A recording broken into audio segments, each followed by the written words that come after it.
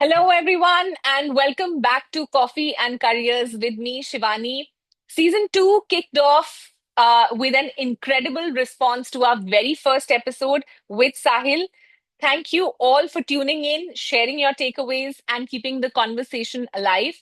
It's amazing to see how much you all connected with it. And we're on a roll. Today, I'm joined by a powerhouse leader, a woman who continues to inspire countless professionals, Anuranjita Kumar. Welcome, Anuranjita. Thank you so much. Real pleasure to be here. I did look at your first episode, and Shivani, one is of course Sahil, and also the way you kind of brought the right experiences and the learnings and the lessons from his experience were truly motivating for me. So thank you for having me. Absolutely privileged to be here. Thank you. And I'm looking forward to today's conversation. For the audience about Anuranjita, so from steering global boardrooms as the CHRO of Citibank to jumping into the wild ride of entrepreneurship with VACE to authoring two thought provoking books, she's basically lived three careers in one lifetime. It's an achievement which is way beyond anybody's expectations. And we're not just talking careers, we're talking about reinvention, inclusion, and building workplaces that don't just look future ready, but they really feel future ready. So, if episode one was about balance, episode two is about reinventing the rules altogether. So, grab your coffee. This one will make you rethink what's possible in your own career journey. So let's begin, Anuranjita, with our first segment, which is not about Anuranjita, the author. It's not about Anuranjita, the ex corporate honcho. And it's not about Anuranjita, the entrepreneur. It's about Anuranjita as a person. Okay. Sure. So these are some rapid fire questions. So, of course, very short answers, crisp answers. And then we move on to, the conversation for today. Okay. Are you ready? I'm ready, but can I be less crisp because I like to talk and given what you've just you given me the task over coffee, and I hope people are relaxed because I'm actually having a glass of water to keep my throat going. But okay. I'm as concise as I can be. Okay, great. So we'll have a slightly more detailed conversation in this segment too, which is the core conversation. But happy to hear from you on the rapid fire questions, also maybe a little longer, but do try and keep it as crisp as you can. Okay, Of course. ready? All right. So first question to you is morning yoga calm or late night brainstorming? What powers your best ideas? Late night brainstorming, 100%, because I think I probably sleep at 12 noon. So late night brainstorming is Okay. what me calm. Okay, great. Okay, second question. Author Anuranjita or entrepreneur Anuranjita? Who would win in a debate with herself? Oh my God, that's a tough one. But I think the author definitely would definitely start strong, well researched, sharp, full of Hmm. data points and references. But then the entrepreneur in me would interrupt and say, "Enough theory, let's just do it." And it would end in a stalemate with me writing about the debate while also launching a business model around it. Superb. That's a very balanced answer. And that is something one would expect from somebody who's been in the corporate to becoming an entrepreneur. And of course, the author, comes in between. Very balanced one. Okay. If you could invite three people to your ideal leadership dinner, who would Hmm. they be and why? Oh, that's a lovely one. If I could, the three people would be a person I really admire and get motivated by her insights and books is Maya Angelou, because Oh, every table needs wisdom, poetry, and a yes. reminder that leadership is about lifting others with grace. Second Yeah, one would be wonderful. the entrepreneur, Steve Jobs, to bring in the vision, creativity, and an unrelenting obsession with Okay. simplicity we've tried to embrace in ways. And the last one will be our own Mahatma Gandhi to remind us that true influence comes from humility and moral courage. Awesome. Very nice. What a choice from Maya Angelou to Steve Jobs to Mahatma Gandhi. Awesome. Awesome. Great. Okay, last question in this segment. So if you could describe we aces, spirit in one emoji or, by the title of any Bollywood movie, what would it be? It could be an emoji or a Bollywood movie, whatever you want to. So emoji, the rocket, because VS isn't just about going upwards, it's also about breaking gravity. Every launch Awesome. that we have done takes a lot of courage, little fear, a lot of fire, and that's how we think about careers too. So it's not about a straight climb, but a powerful takeoff again and again and again. Superb. Wow, you're on a roll completely. I don't want to stop this. This is fun. This is more fun than what we're going to talk. Oh, be careful what But you wish for. Okay, that's why I said, tell me to stop when I need to stop, Shivani.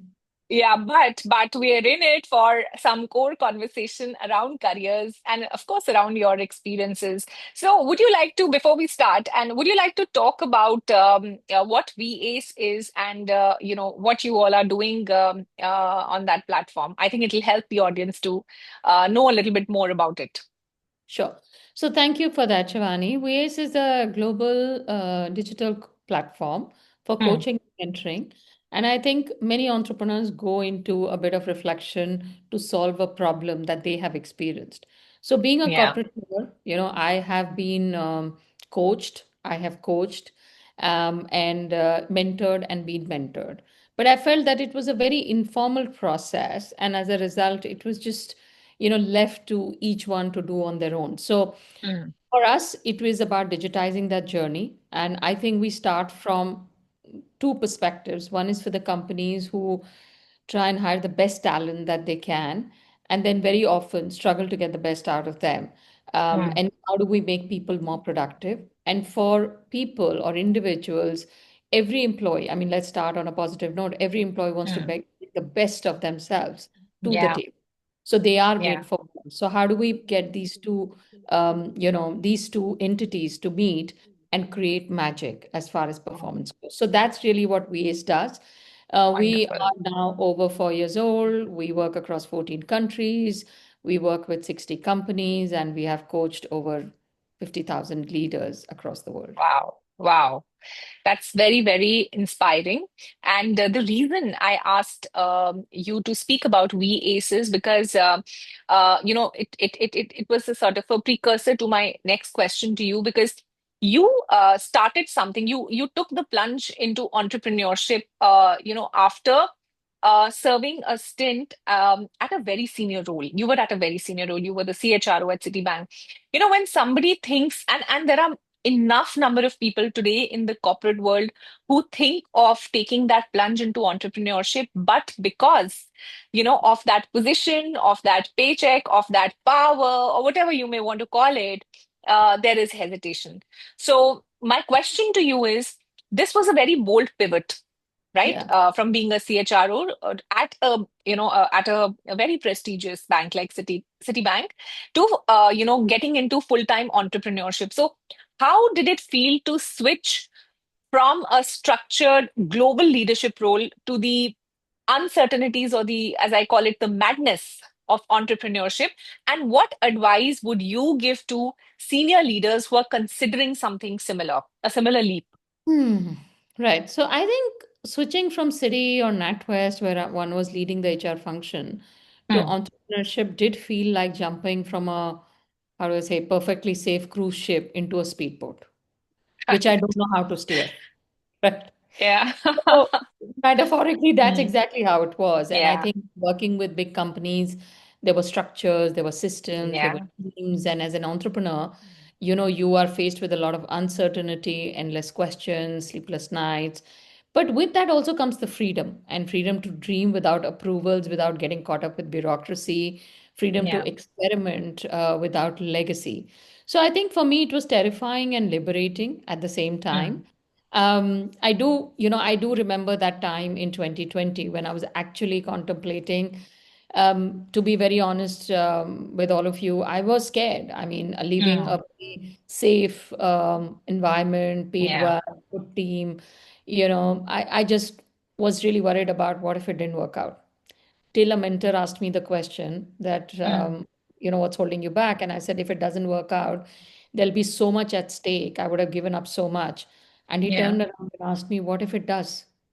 right? Yeah. So I was so paralyzed with fear that I wasn't thinking about the upside. If it works, what does that Mm, mean? That one question mm, pivoted my head. And he turned around mm. and he said, if it doesn't work out, you go find yourself another job. I mean, how problematic is that? Yeah. Right? So Yeah. I think, Yeah. sometimes, on paper, you can see I was at the peak of my career. But here's the truth. Sometimes the peak can also feel like a plateau. And I remember sitting Mm, meeting, thinking, is this it? Is this all my, 28 years of work leading to that relentlessness kept whispering in my ear until I yeah. could no longer ignore it. And when I stepped out, it felt like a well-lit, highway to wander into Yeah. a trail, you're just holding a torch or a lantern. So the early days of VS were humbling. Suddenly there's no brand, Mm, no visiting card backing you up, no yeah. teams, no deep pockets. I hadn't raised my money till then. There were moments Yeah. when I asked myself, did I really just walk away into this chaos? Did I do the right thing? But then there were also moments of pure joy when I saw the Mm, first client walk in, the first person taking a bet, mm, my first fundraise, and let me tell you, I went to 40 mm, people, three took a bet on me. And mm, and then you chip it away gradually. And I mm, think that's what mattered. And I think my advice to leaders considering a similar leap is don't confuse certainty with mm, security, right? mm. Don't confuse your identity with the company brand, right? Yeah. And there is a time where that works, and there's a lot I learned working with the employees I did, and I'm eternally grateful to them. But my identity is my identity. And Yeah. in corporate life, certainty is given to you. There's a job title, there's a paycheck, there's the office.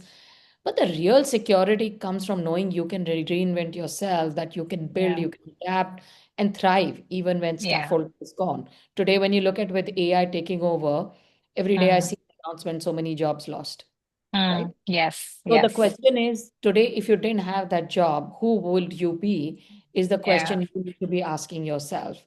So Yeah. I think, a lot, I can go on this question itself, but excuse me, entrepreneurship isn't about leaving stability for chaos. It's Mm, leaving someone else's vision for creating mm, your own.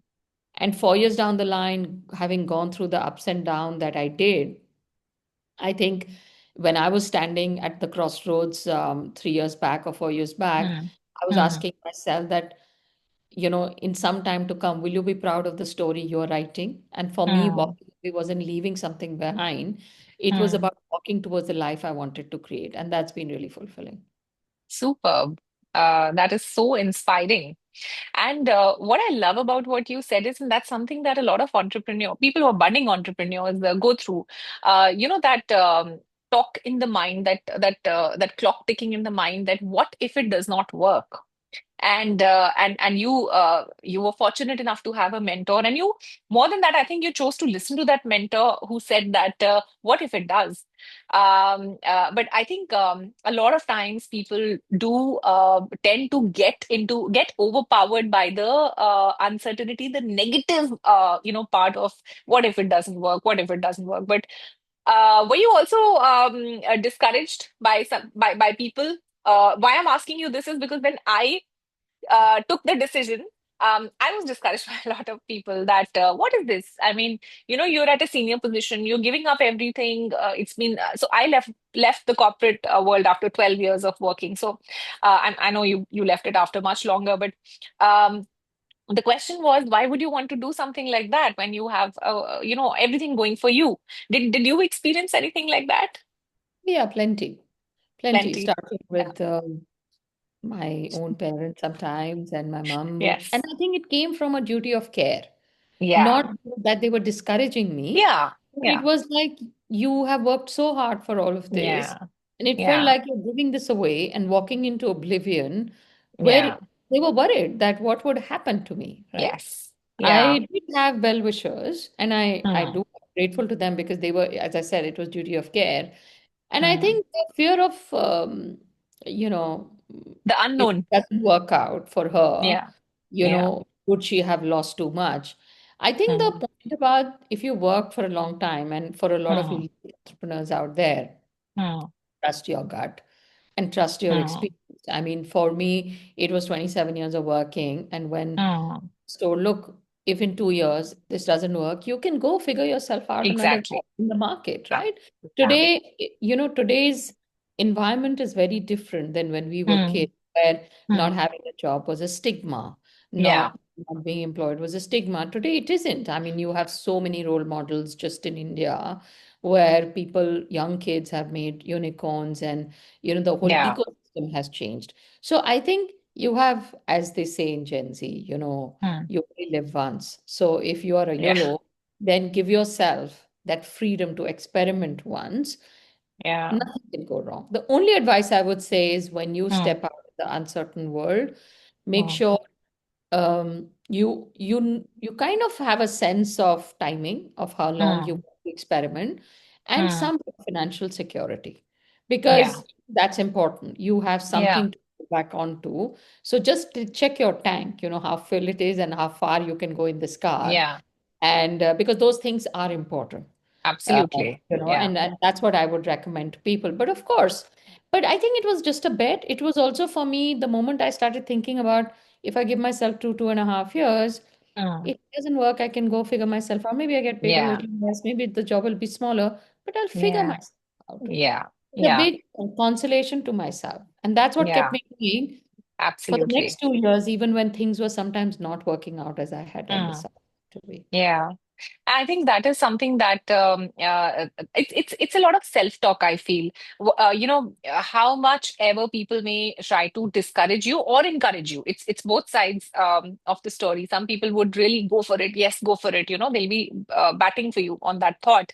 And some people would be like, "What are you doing? Why are you giving away all of this?" So I think I think it's a lot about what you are talking to yourself, and how far you can stay away from both the ends, because you don't want to be overly positive as well, because you don't know how it will pan out, and you also don't want to not give it a try because somebody else is asking you not to do it. So I think as an entrepreneur, a lot of self talk, a lot of self motivation, a lot of self reflection is what keeps you really going, because you need to, like you said, you need to trust your gut.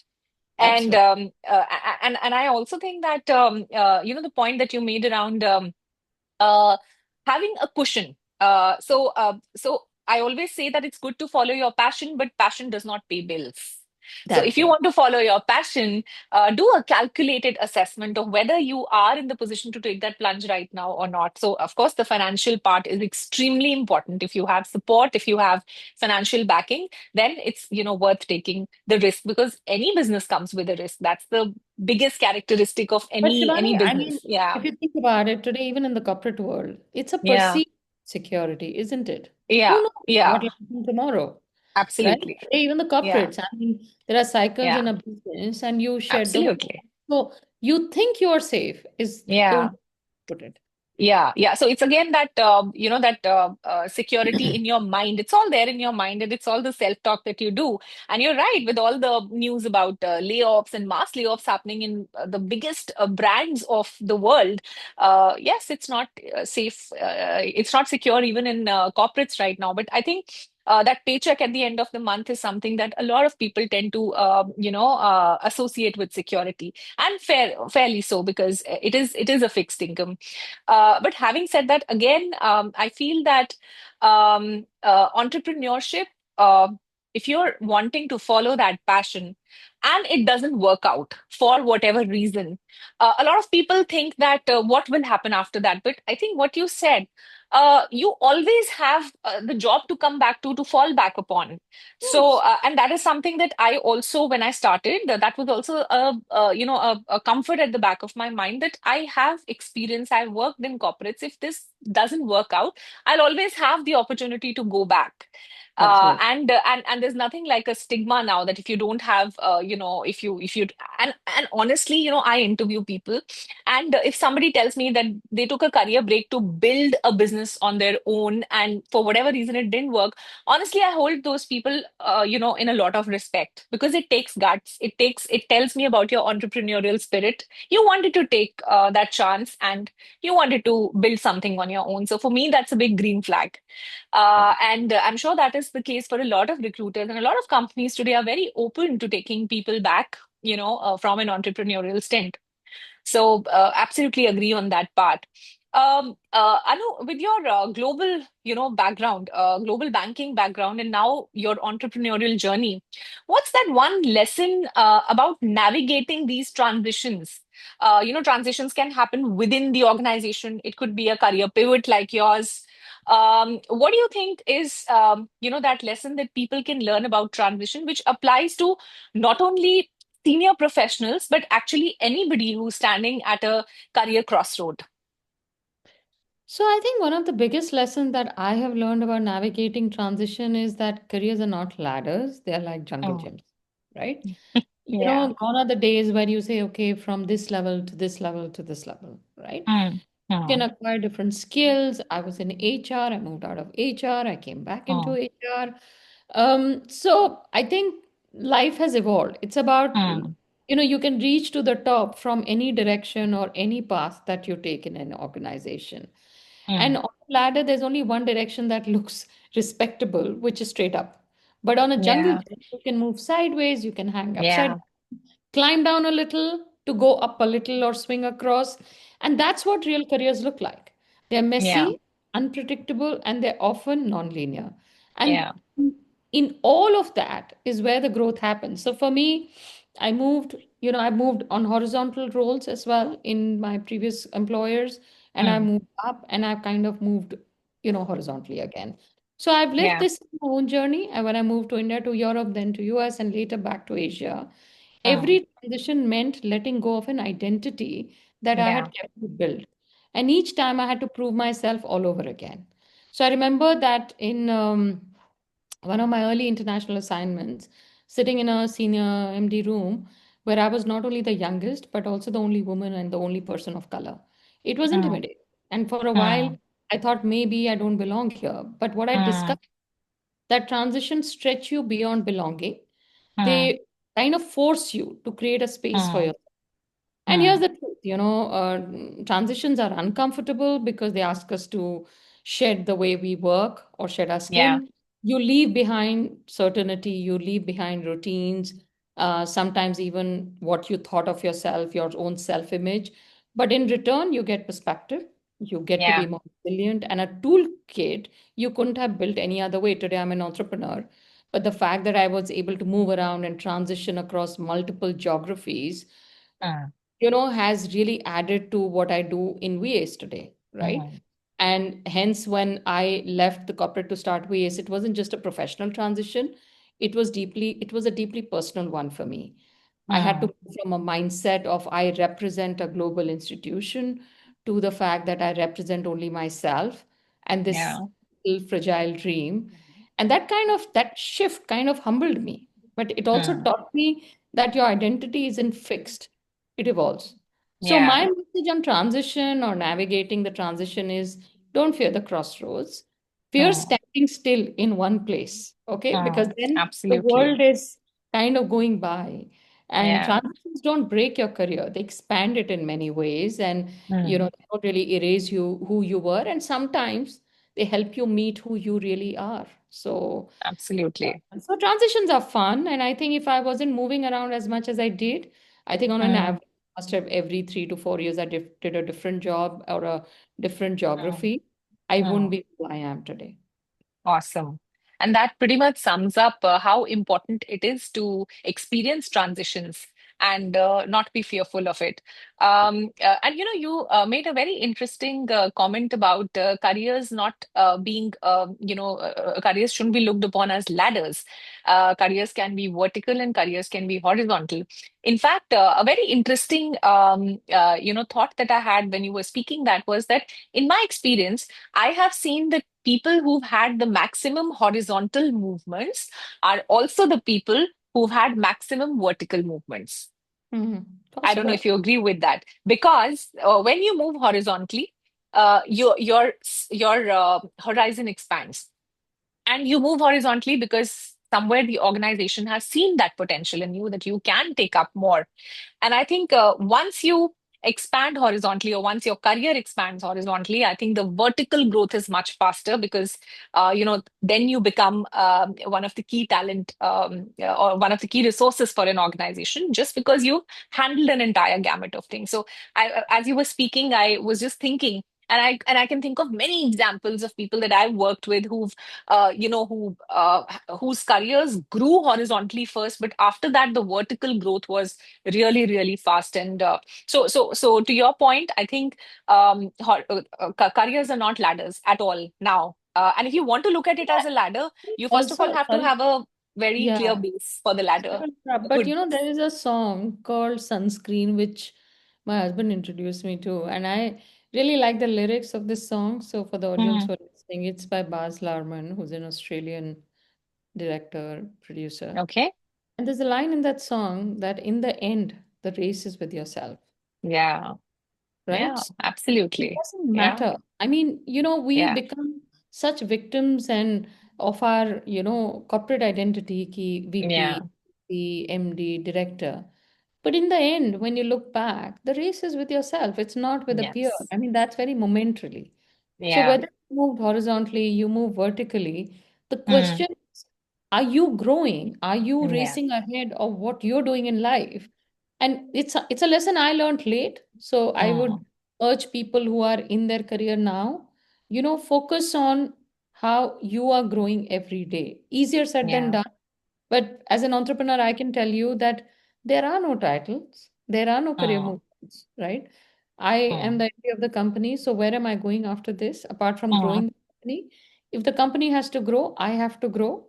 So as an yeah. HR practitioner who moved on to launching her own tech platform, had to learn tech, had to learn finance, had to learn fundraise, had to learn what cap tables look like, right? Yeah. And I learned it when I was in my late 40s. Mm, Well, today I mm, look back, I mean, I think the person who worked in a city or a NatWest was a different person than a yeah. person leading Guies. And I think I've Absolutely. grown as a professional. So I think Yeah. the internal benchmarking is very important when you're Yes. navigating career. Question is, who is your benchmark? Yourself Absolutely. or the outside world? And there's nothing right or wrong about it. I think Yeah. as you're going in early careers, you're probably benchmarking externally, and that's fine too. But from mid to senior, I think people start to shift their benchmarks. Yes, and just flipping that entire thing, I've also seen people because the comparison is not with self, the comparison is with the peers. So, what becomes more important sometimes for people is that I should continue to grow in my career, or I should continue to sort of be ahead of my peers. Whether or not my role is expanding or not, it does not matter. Now, when somebody comes into that kind of a mindset, I think it's they're digging a grave for themselves, because because vertical growth, again, I would say, cannot be possible if you don't have the role to support it, or you don't have the horizontal, like I said, the growth to support it. And to your point, if people think that they're learning, they're evolving, whether or not they see career growth or not, I think such people are much more contented with themselves, whether they're in a corporate job or an entrepreneur or an entrepreneurial role. I think they're much more contented with themselves because the benchmark is internal and not external. So I totally agree with that point, and it's a beautiful takeaway for the audience here, that the comparison should be with myself. What am I learning every year? What are the skills that are getting added to my kitty? How am I evolving as a person? And when you see that happening year on year, that's the real growth. And I think somewhere it again translates at a later date, definitely to a career growth, whether in whatever stream you are in. So it all adds up eventually. That's true. Agree. Great. Great. Um, you're an author also, Anuranjita. Talking about that journey, first of all, how did it happen? And you've spoken a lot in your books. You've spoken a lot about inclusion. Hmm. So, and inclusion, honestly, is a buzzword today. So from your experience, what's how can inclusion be made tangible and not just a buzzword? And how can leaders ensure that inclusion translates into measurable business outcomes? So it's two questions for you wrapped into one. One is, how did you start with your author journey? And Right. second, about this inclusion part. So I think let me start with inclusion. Okay. Hmm, And I think let me share a story. I think I hmm, was once in a boardroom where a CEO proudly announced that the company had signed a pledge to support women leaders, right? hmm, and which meant that we are obviously having Women's Day. There were glossy posters, powerful speeches, even a photo mm, shoot, hashtag. And 6 months later, the number mm, hadn't moved, right? They put the mm, money behind it. Attrition was still high amongst women. Promotions hadn't shifted. Engagement scores looked the same. Question was why? Right? mm, Because I think the intent hadn't penetrated and had not been celebrated, and action, sorry, the intent had been celebrated, but the actionables weren't measured. mm, So I think, personally for me and also at VS, we encourage leaders to link, excuse me, inclusion directly to outcomes. For example, mm, when companies participate in leadership programs, we just don't ask how many people attended, how many women you hired, how many women of those attended. We ask how many of them advanced after a few months. mm, How did mm, it affect team performance, mm, innovation, customer satisfaction? And mm. suddenly, then inclusion becomes a driver of strategy, not a side project. There's one Right. program we run which is about inclusive leadership. Okay. Mm, And in this program, we talk about leadership. What is the definition of leadership? Leadership is leading a group of people who are obviously not similar to each other mm, towards an organization goal in the context of organization mm. through highest productivity, right? Yeah. Men are not similar, women are not similar. Now, if a leader is used to working with a certain genre of people, it could Mm, be gender, it could be state, it could be race, then by mm, default, you're not maximizing human resources given to you for productivity of the mm. organization. So, how are you a Yeah. leader, right? You're Yeah. only using 50% of the team to achieve the goals. So how Mm, is going to fructify? So I think, the whole inclusion has to be really, really woven. And mm, very often that's how I explain it to leaders. It's not about just the environment. It is not about mm, extra work for men to include women. It's not about women wanting, please, can somebody help me? It's about how to mm, maximize productivity through inclusion. So one mm, client once came back to us and said, that your coaching just did not help our women leaders step up. It helped us mm, open new market opportunities because we mm, have different voices, different perspectives, mm, and it changed the mm, way we solve problems. Let me give an mm, example, right? If you mm, look at a car company, okay, and you mm, look at seat belts, simple thing, right? How does a pregnant woman tie seat belts, mm. right? When she's 8, 9 months Yeah. pregnant, she ties Yeah. it back because that's what I did. It's very Mm, uncomfortable. yeah. Right? Now, that by default is And it negating, doesn't solve the purpose. Yeah.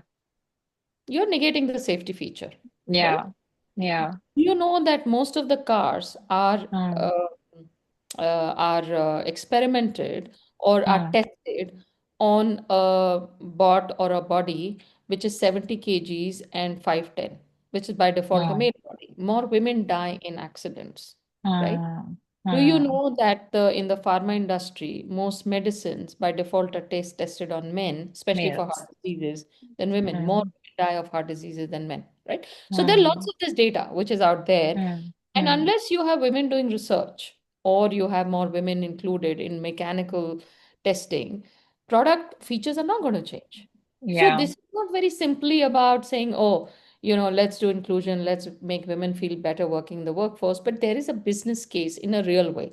So I can go on Mm, with these examples, and there's a very good book which I really like is Invisible Women, which you should read. There are a lot of examples. I mean, even if you look at iPhone mm. 17, 16, which has arrived, right? So I 70. have an Yeah. iPhone. Yeah. So this is the iPhone, right? Mm, Which I'm holding. Now, how do I type? I can't type mm, with one finger. I have to mm, use both my hands. This mm, phone is made for a mm, male hand, not for a woman hand.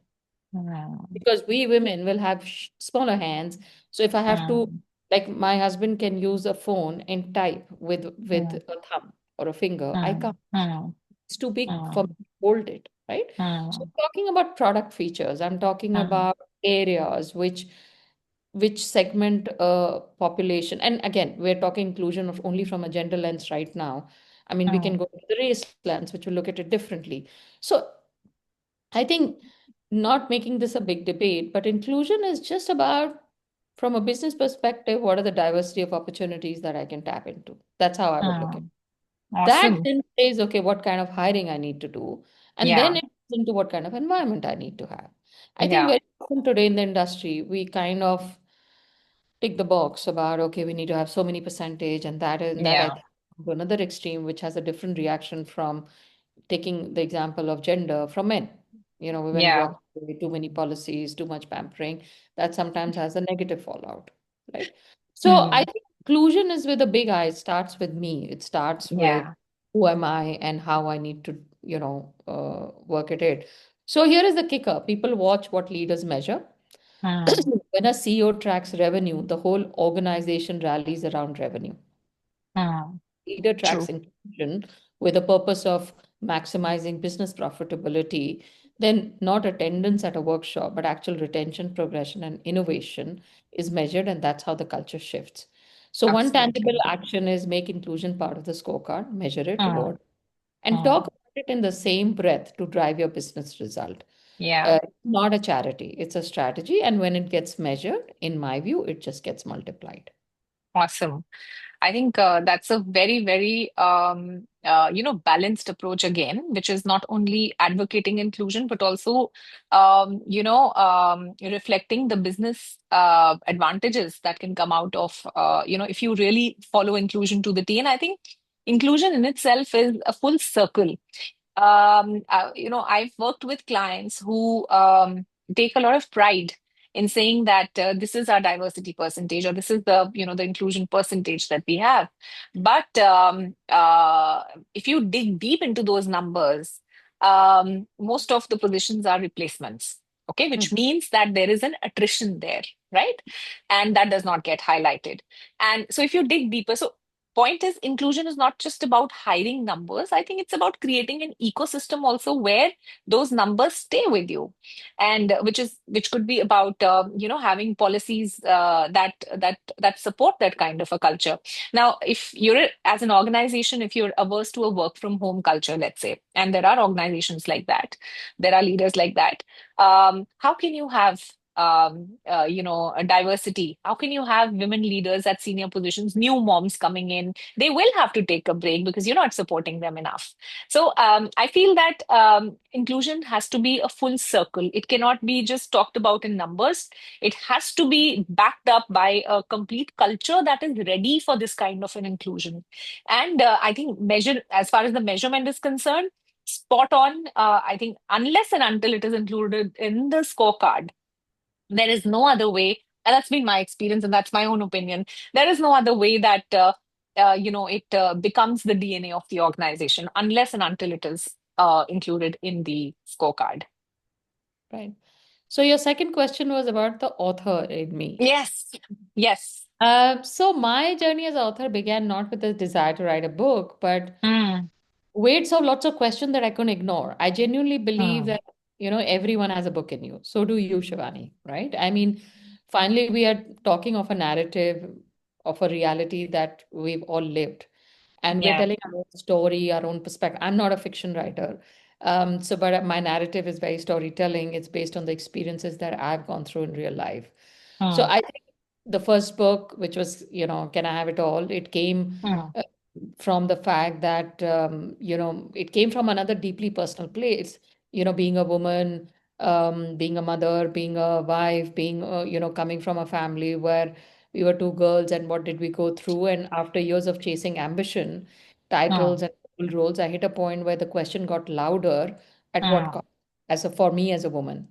And mm, who am I beyond the designation? Can ambition and joy coexist? And the book was my attempt to be very vulnerable, to share mm, not just a polished version of the success, but also the mm, messy and the human one.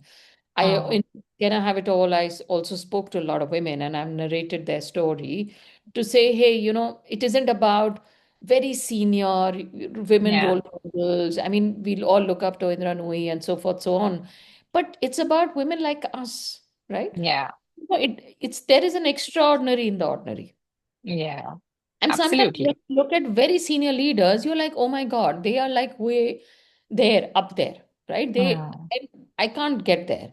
So I wanted mm, this book to be something which a normal reader can do and saying, yeah, this is me. I mm, resonate with it. I mm, resonate with what's happening with this lady. And I think if she handled it like this and I handle mm, it like this, maybe I will find a way to do it. So I think mm, it came from the place of me going through my journey as a woman in a, mm, financial services world. The mm, second one, I think for years I had sat in global boardrooms. I'd carried two mm, truths inside me. One was the mm, pride of being there, even though I was a woman from a small town in India, representing voices which weren't heard. The other was the quiet ache of being the only woman, right? The only Indian and the only That's person the of real color. one. Mm, Okay. mm, So when I mm, wrote Color Matters, it was less about mm. the book, it was more about holding up a mirror, right? Yeah. I wanted to ask, how do identity, bias, Mm, belonging shape our careers? And it was again a book about what is a minority perspective. And this could be true in mm. India. I mean, in India, there are different sets of biases, North India, South India. We are a Yeah. secular country. I'm not going to Yeah. mix religion into color. They're Yeah. two very different things.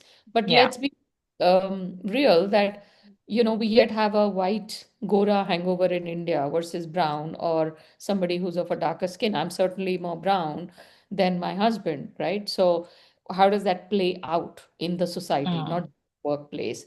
If you go mm, abroad, and you speak differently, you look different, and being a minority, you feel it. You are yeah. different and you have to assert yourself more. How do you push forward with that? So that's what Color Mm, Matters. And most of my book are a question mark because they are about sharing a perspective. They're not a prescriptive book. And I mm, tend to bring in views and perspectives of different people so that we learn from each other. So for me, writing was both cathartic and mm. responsibility, right? Awesome. Cathartic because it allowed me to process the doubts and Express. the times of my own journey. Yeah. Uh, Responsibility because I knew even if I made a difference to one woman, one professional who read my words and felt seen, then it was worth it. And Mm, then, the reflection I carry today is that I get a lot of incomings on LinkedIn, especially on Can mm, I At All, how mm, it resonated. I carry today is mm. that stories change us more than stats ever can, right? As a leader, Yeah. I had policies, I had numbers, Mm, uh, but as an author, I had words that in many ways yeah. could touch the hearts, shift perspectives, and plant different seeds of change. So when I look Mm, back, I don't just see myself as a professional who wrote books. I see a mm, woman who needed to pause, to mm, ask uncomfortable questions loudly, and to mm, remind others and herself that ambition, identity, and inclusion are mm, not abstract concepts. They're mm, lived, they're breathed, and they're deeply personal. And maybe that's why I'll always keep writing because the journey is still unfolding and the questions are still worth asking. I'm doing my mm. third book actually right now after 5 years, Okay. and it's yet work in progress. So when it comes out, we'll surely Great. talk about that. But I didn't write books to add it to myself. I wrote them to Mm, take the weight of silence off my chest, and I mm. hope that it takes off. It takes the weight off somebody else too. That's so awesome. And that's a very honest reflection of what inspired you to become an author. A lot of people say, I wanted to share my story. A lot of people wanted to, a lot of people who are from corporates who write books, write it from the perspective of sharing their story and inspiring others. So it's about others. But I think you're the first person that I've heard saying that it was for me, that I wanted to take that weight off my chest and I wanted to write down. And I think that's a very, very fresh perspective and a very different perspective by any author. And absolutely looking forward to your third book. Very, very excited to know what it is about, if you don't mind giving a sneak peek into it. A different, slightly different take on entrepreneurship. So more Okay. to come. Okay. Great. Looking forward. Great. So, this segment was obviously a lot of meat, a lot of food for thought. Thanks for sharing your insights, Anuranjita. So, the final sign off, again, a fun rapid fire for you. So, if you could gift one career mantra as maybe a fortune cookie, okay, Mm. to every young professional, what would the message be inside that cookie in one line? Oh, that's such a lovely question. My God. Okay. I think in line with what I've said, stop running the race, start running Mm, your story. That would be the mantra. Because I think no one Superb. remembers who finished second or third in a race, but everyone Yeah. remembers the story that changed them. Yeah, absolutely. Great, superb. And that brings us to the end of a very thought-provoking episode of Coffee and Careers. Anuranjita, a huge thanks to you for sharing your journey so candidly and for reminding us that reinvention is always possible at no matter where you are in your career, at whatever age you are, it's only about taking that leap of faith. I'm sure you've inspired a lot of corporate professionals today who are waiting with uncertainty to make that jump, to the other side of the table and take a plunge into something what I call as the roller coaster ride of entrepreneurship. So thank you for doing that. And to our But I audience, wanted to thank thank you as well, Shivani, because I think, um, you reached out and we connected and we talked, and I was absolutely in awe of your journey as well. The fact that you were thank you. able to take a jump, believe in your own convictions about what you wanted to do, and doing it with gusto, energy, making your voice heard. So I'd just say keep it going and well done, you. Thank you so much. And that's a real woman lifting the other real woman. That's a real leader. Let me tell you that. That's the quality of a real woman leader. Thank you so much for your kind words. Audience, thank you for listening. And if you enjoyed this episode, don't forget to share it, follow us, follow the podcast, stay tuned for more leaders. There are more power packed leaders and speakers coming your way in season two. Until next time, keep growing, keep learning, and keep your coffee strong. Thank you. See you in episode three soon. Thank you, Shivani. Let me put it, let me stop the recording. 1 second.